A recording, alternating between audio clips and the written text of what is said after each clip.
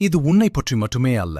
உன் வாழ்க்கை இவ்வளவு கடினமாக இருந்ததற்கு காரணம், தலைமுறைகளாக உன் குடும்பத்தை அழித்துக் கொண்டிருந்ததை உடைப்பதற்காக தேர்ந்தெடுக்கப்பட்டவன் நீ என்பதால்தான். என் பிள்ளையே, உன் குடும்பத்தில் மீண்டும் மீண்டும் காணப்படும் அந்த முறைகளை நீ கவனித்திருக்கிறாயே? அந்த வறுமை, மனவேதனை, நோய்கள், மனப்போராட்டங்கள், போதைக்கு அடிமையாதல், திடீரென ஏற்படும் இழப்புகள், அவையெல்லாம் வெறும் தற்செயல்கள் அல்ல. அவை தலைமுறைகளாக கைமாறி வந்த சாபச் சக்கரங்கள்.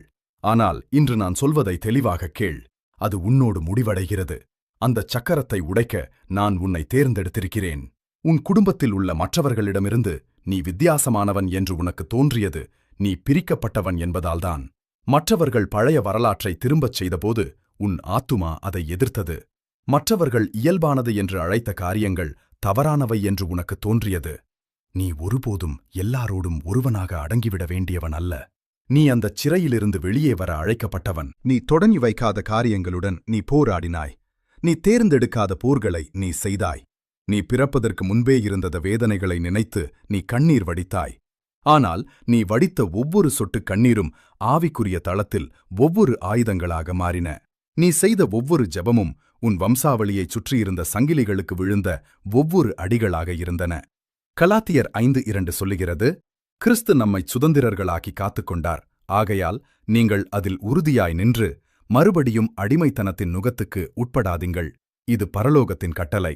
போதாமையின் சாபம் உன்னோடு முடிவடைகிறது. கவலை மற்றும் மனச்சோர்வின் ஆவி உன்னோடு முடிவடைகிறது. உடைந்த உறவுகளின் சக்கரம் உன்னோடு முடிவடைகிறது. மீண்டும் மீண்டும் ஏற்படும் பின்னடைவுகளும் தாக்குதல்களும் இனி உன் பிள்ளைகளைத் தொடாது. உன் கீழ்ப்படிதல், உன் விசுவாசம் மற்றும் உன் கண்ணீர் மூலம் உன் வம்சாவளியின் வரலாற்றை நான் மாற்றி எழுதுகிறேன். அதனால்தான் உன் போராட்டம் இவ்வளவு கடினமாக இருந்தது.